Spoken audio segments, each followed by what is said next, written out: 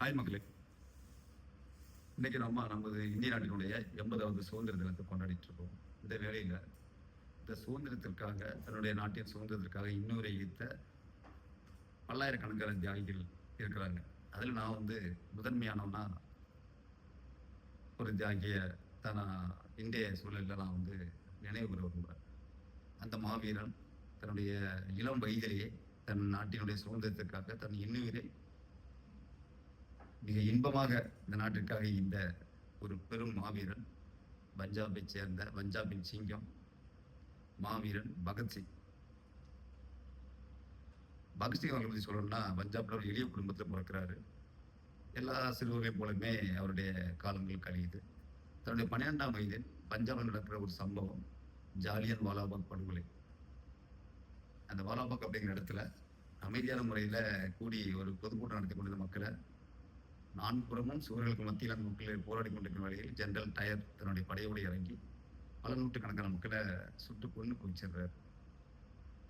அது பகத்சிங் மனசுல ஒரு ஆறாத ஒரு தழும்பு ஏற்படுத்துது. இந்த நாட்டிற்காக நாமளும் போராடணும் அப்படின்னு சிறு வயதிலேயே ஒரு மனசுல ஒரு பேரார்வம், ஒரு பேஷனா அது கொடுந்து விட்டு எரியுது. காந்தியடிகள் ரொம்ப சாதுவான நிலையில சுதந்திரத்துக்கு பெற்று தரணும்னு சொல்லி போராடிட்டு இருக்கிறார்.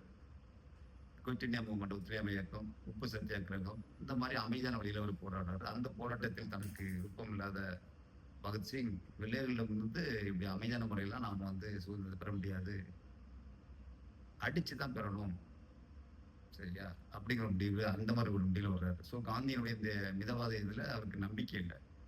அதன் காரணமாக தன் நண்பர்களோட இணைந்து சில இயக்கங்கள்ல சைலண்டா ஈடுபடுற பகத்சிங் ஒரு கட்டத்தில் என்ன பண்றாருன்னா, பார்லிமெண்ட்லயே, அன்றைய பிரிட்டிஷ் இந்தியாவுடைய பார்லிமெண்ட்லயே தன் நண்பர்களோட சேர்ந்து குண்டு வீசி தன்னுடைய எதிர்ப்பு தெரிவிக்கிறார். இன்னும் அவருடைய ஒரு நண்பர்லாம் அந்த ஜெனரல் டயர் அவரை கொலை பண்ணுவதற்கான முயற்சிகள்லாம் ஈடுபடுறாரு. ஆனா அதெல்லாம் நிறைவேறல. இப்படியான சூழ்நிலையில பகத்சிங், அவருடைய நண்பர் பகதூர், சுக்தேவ், இந்த 3 பேரும் லாகூர் சிறையில், அண்டைய ஒன்றுபட்ட இந்தியாவுடைய, இன்று பாகிஸ்தான்ல இருக்குது லாகூர், சிறையில் அடைக்கப்படுறாங்க. இப்படிப்பட்ட நிலைமையில சரி, அவரோட ஒரு 21 வயதுல சிறையில் இருக்கிறாரு. அவருக்கு பிரிட்டிஷ் இந்தியாவுக்கு எதிராக கலவரத்தை தூண்டினார். மிகுந்த, அதாவது தேச விரோத சட்டத்துக்குள்ள அடைச்சு அவரை தூக்கு தண்டனை வழங்கப்பட்டு தூக்கு தண்டனை எதிர்நோக்கி கொண்டிருக்கிறார் பகத்சிங் தன்னுடைய நண்பர்கள் இருவரோடு சேர்ந்து.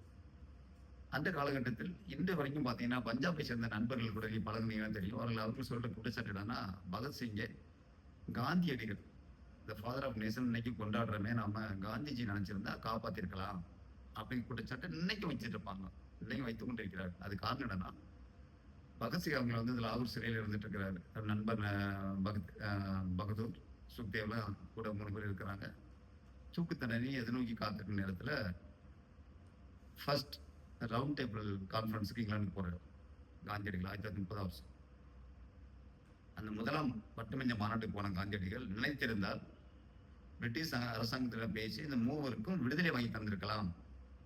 ஆனால் காந்தி அவர்கள் வேண்டுமென்றே அதை தவிர்த்தார். நம்முடைய மாவீரன் பகத்சிங்கான சுதந்திரத்தை, அவருடைய விடுதலை பெறுவதற்கான எந்த ஒரு முன்னெடுப்பையும் அவர் எடுக்கலையே. எடுக்கலன்னா, இவர்களே விடுதலை பெற்று நம்ம இந்தியாவில் விடுதலை பெற்றுட்டோம்னா, இவர்களுக்கான விடுதலையை வாங்கி தந்து விட்டோம் என்றால் இளைஞர்கள் எல்லாம் பகத்சிங் பின்னால் செல்வதற்கான வாய்ப்பு இருக்குது. அமைதியான முறையில தான் சுதந்திரத்தை பெற நாம போராடிட்டு இருக்கோம். அப்போ நம்மளுடைய இந்த குவிட் இந்தியா மூவ்மெண்ட், இந்த மாதிரி விஷயங்கள் நம்ம ஈடுபடுறோம் அமைதியான முறையில. ஸோ அந்த அமைதியான முறையில் போராடுவதற்கான இளைஞர்களினுடைய ஆதரவு தனக்கு கிடைக்காது அப்படிங்கிற எண்ணத்தின் அடிப்படையில் தான் காந்தியடிகள் பகத்சிங் அவர்களுடைய விடுதலைக்காக பேசவே இல்லை. திட்டமிட்டே பகத்சிங் அவர்களை காந்தியடிகளை இந்த பிரிட்டிஷ் இந்தியாவுடைய அந்த கொலை வரிக்கு காவு கொடுத்தார் அப்படின்னு இன்றும் பஞ்சாபை சேர்ந்த அந்த சகோதரர்கள் குற்றம் சாட்டுவது உண்டு. ஒவ்வொருக்கும் ஒரு கண்ணோட்டம் இருக்கலாம். என்னுடைய கண்ணோட்டமும் அந்த நண்பர்களுடைய, அந்த பஞ்சாபை சேர்ந்த நண்பர்களுடைய கண்ணோட்டத்தோடு தான் நானும் ஒத்து போகிறேன். காந்தியடிகள் நினைத்திருந்தால் இந்த முதலாம் வட்டமேசை மாநாட்டுக்கு சென்ற காந்தியடிகள் மாவீரன் பகத்சிங்கை தன்னோட அவருடைய நண்பர் பகதூர், சுக்தேவ் இவர்களோடலாம் 3 பேரையும் காப்பாற்றிருக்கலாம். காந்தியடிகள் அது செய்யலை.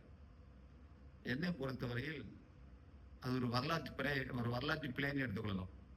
ஆனாலும் அந்த 21 வயதிலேயே நாட்டுக்காக தன் இன்னொரு ஈந்த பகத்சிங் இன்றளவும் கொண்டாடப்படுகிறான். இந்த நாட்டின், இந்த உலகத்தின் இறுதி வரை அந்த மாவீரன் கொண்டாடப்பட்டு கொண்டே இருப்பான்.